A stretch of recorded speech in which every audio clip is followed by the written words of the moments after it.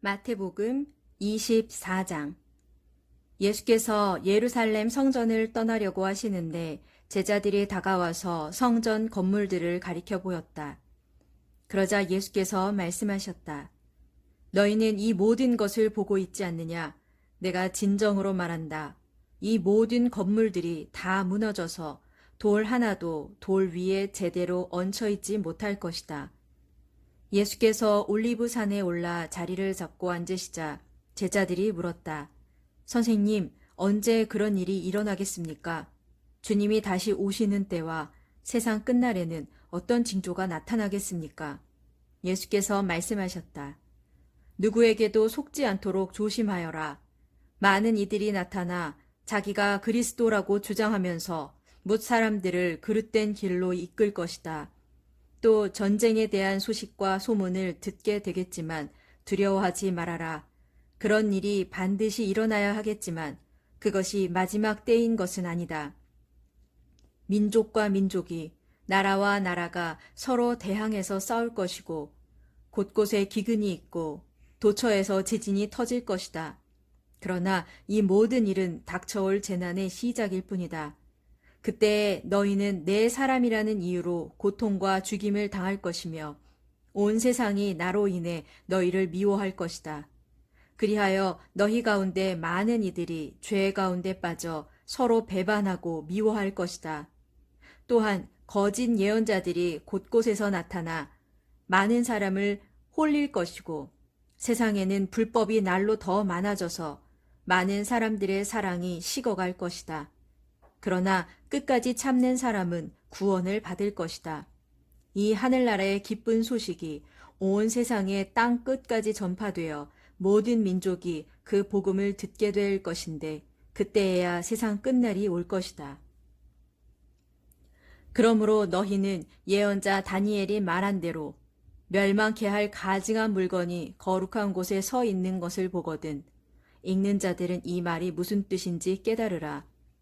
그때 유대 땅에 있는 사람들은 산으로 도망하라.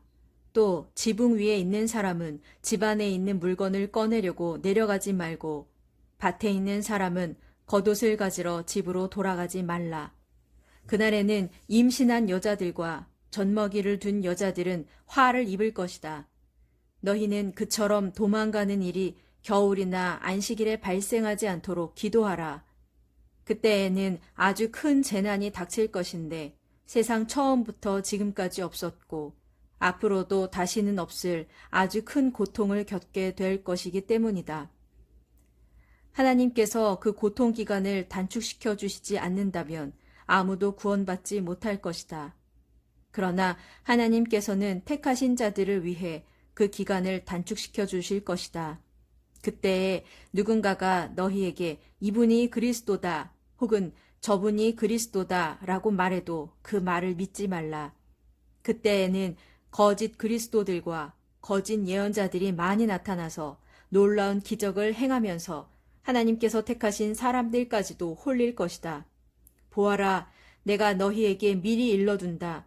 그러므로 그때에 누가 너희에게 그리스도가 광야에 계신다 라고 말해도 나가지 말고 그리스도가 골방에 계신다 라고 말해도 너희는 믿지 말라.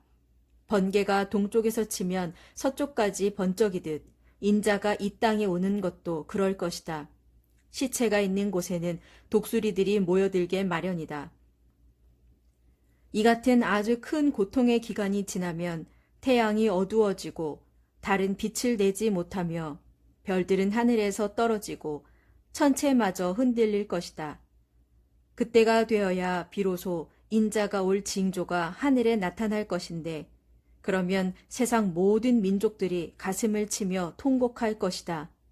그들은 인자가 하늘에서 구름을 타고 큰 권능과 영광으로 오는 것을 보게 될 것이다.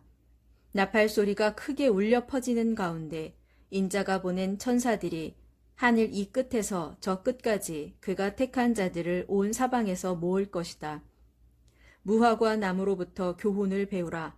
그 가지가 더 연해지고 잎이 돋아나면 너희는 여름이 가까이 온 줄을 안다. 이와 같이 너희도 이런 징조를 보거든 인자가 문 앞에 가까이 이른 줄로 알라. 내가 분명히 너희에게 말한다. 이 세대가 다 지나가기 전에 이 모든 일들이 일어날 것이다. 하늘과 땅은 없어질지라도 내가 한 말은 결단코 없어지지 않을 것이다.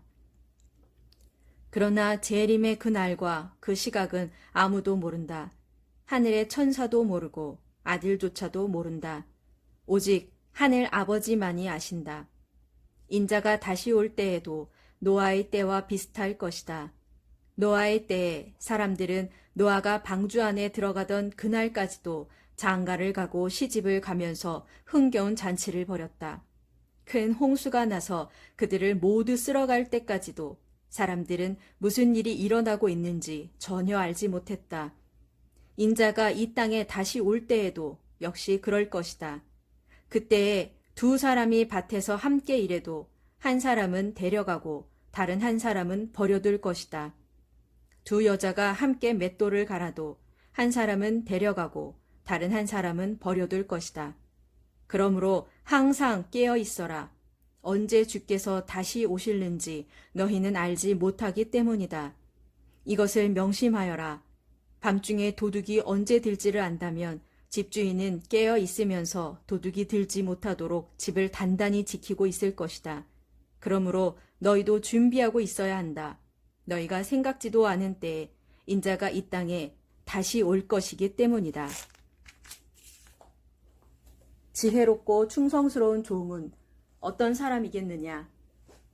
주인이 맡긴 집을 잘 관리하고 집안 사람들에게 때맞춰 음식을 잘 공급해주는 사람일 것이다. 주인이 돌아와서 종이 자기가 맡은 일을 충실하게 하고 있는 것을 보게 된다면 그 종은 칭찬을 받을 것이다. 내가 진정으로 너희에게 말한다. 주인은 이런 충성스러운 종에게 자신의 모든 재산을 맡길 것이다. 그러나 만일 그 종이 악한 마음을 품고 주인이 돌아올 날이 아직 멀었다 하고 생각하면서 동료 종들을 때리고 술 친구들과 어울려 흥청망청 먹고 마신다면 어느 날 생각지도 않은 때에 집 주인이 돌아와서 그 종에게 엄한 벌을 내리고 위선자들과 함께 감옥에 가둘 것이다. 그러면 그 종은 거기서 가슴치며 슬피 울면서 이를 갈 것이다.